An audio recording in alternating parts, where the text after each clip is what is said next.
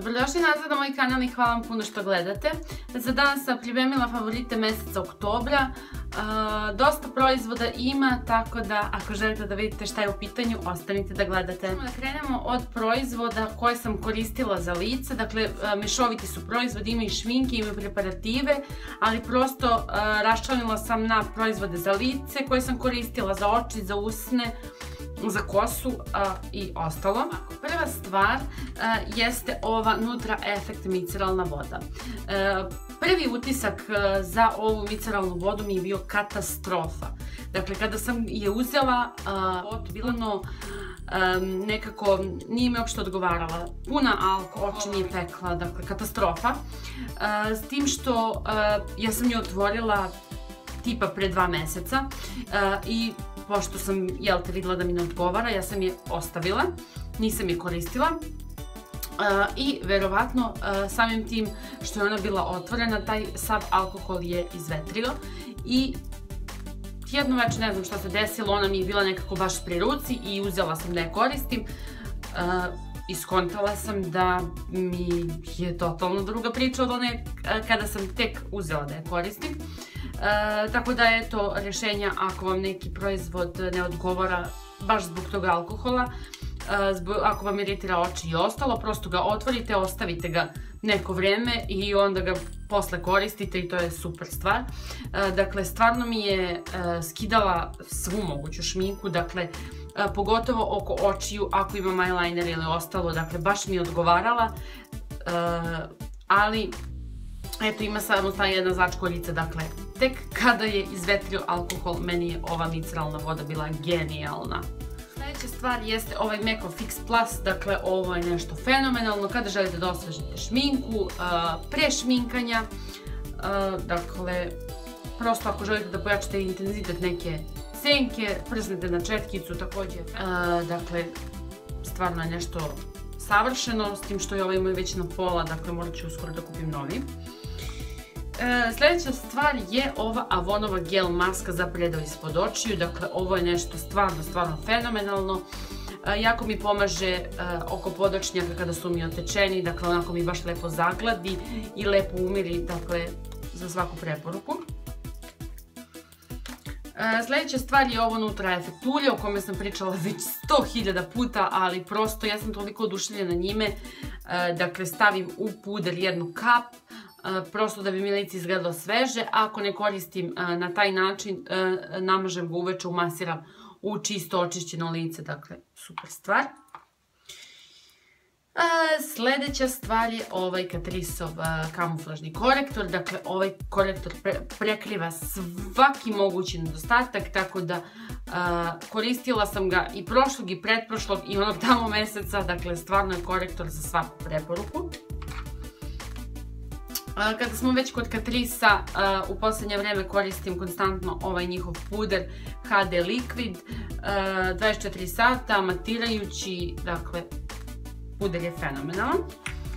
I posljednja stvar koju sam koristila za lice jeste ova Coco Contour Too Faced-ova paleta, dakle, meni ova paleta baš odgovara, ima 4 nijanse, s tim što ovu najsvetliju ja uopšte ne koristim, dakle, nju sam nekako zanemarila, ove 3 su mi sjajne, dakle paleta je fenomenalna, a ima i miris predivan. Prelazimo na proizvode za oči, dakle paleta koju u posljednje vrijeme stalno koristim je od Makeup Revolutiona.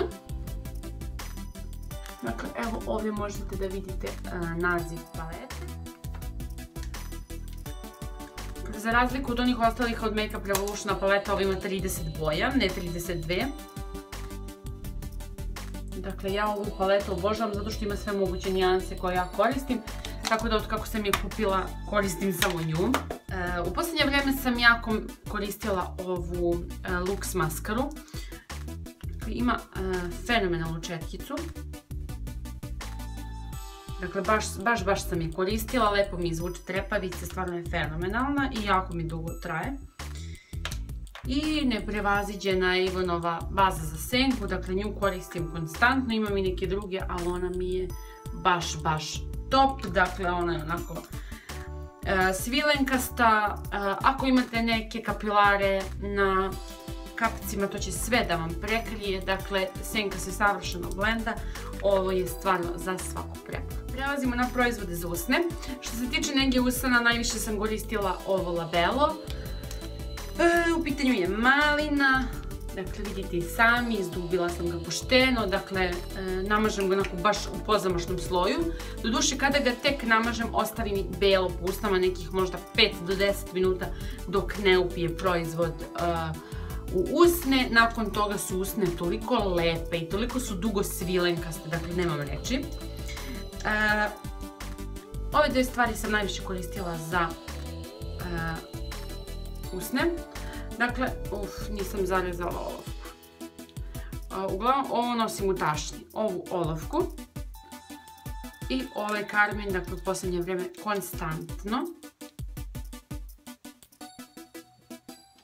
Dakle, to koristim u kombinaciji. U pitanju je Flormarova olovka, broj 229 i Essenceov karmin, o kome sam već milion puta pričala, 0,5. Što se tiče tela, ovaj mi se setić savršeno pokazao, dakle, body butter, dakle, najlepša nežnoća ostaje nakon ovoga. Scrub, koji ja uglavnom koristim tipa jednom nedeljno, ne skrabujem se sada toliko često, ali divan je. Jako mi je žao, ima i većih pakovanja, ovi mali su toliko slatki, ali se mnogo brzo troše, dakle u svemu ovome imam po jako malo, tipa po pola, možda i manje od pola. Ovo je baš za kadu, da se napravi onako kukakaca za telo, stvarno je divno, ali mislim da se više isplati da se kupi veće pakovanje nego ovo. Kada je kosa u pitanju, imala sam dosta favorita.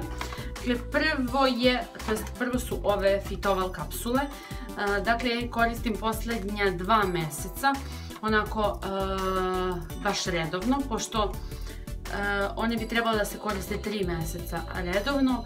U jednoj ovoj kutiji ima 60 kapsula, dakle ovo vam je za 2 mjeseca, dakle meni će trebati još 30 da bih ispunila to od 3 mjeseca.